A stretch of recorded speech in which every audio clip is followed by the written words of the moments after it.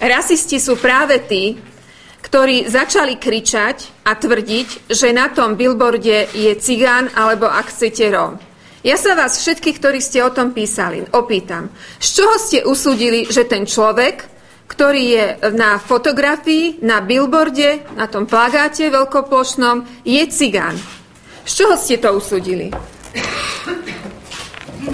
Si pomôžem.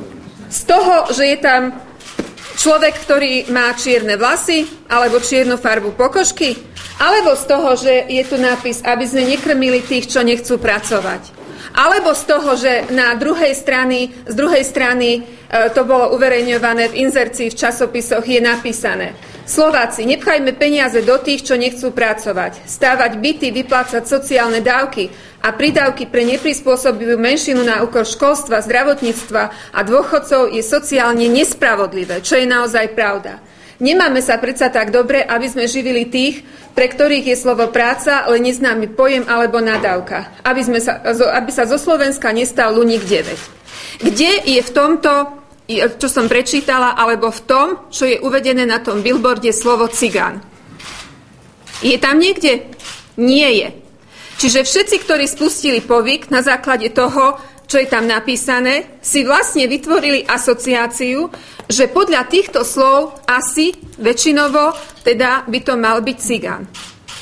Keby sme tam uverejnili niekoho blondiaka bielej farby pokožky so svetlými vlasmi, tak by ste tiež tak kričali? A ja sa pýtam, kto povedal, alebo prečo ste písali o tom, a takisto aj tretí sektor oslovujem aj pána Čaploviča, že toto je cigán? A čo keď je to Slovák?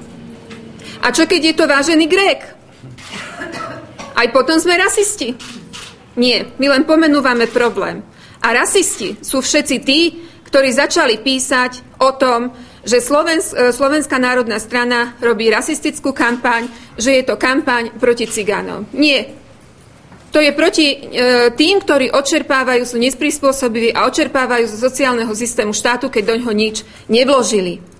Mám pre vás prekvapenie. Ten človek naozaj nie je cigán. On má slovenskú národnosť. Takže všetkým, ktorí štvali proti Slovenskej národnej strane, odkazujem. Dobré ráno, stará mama.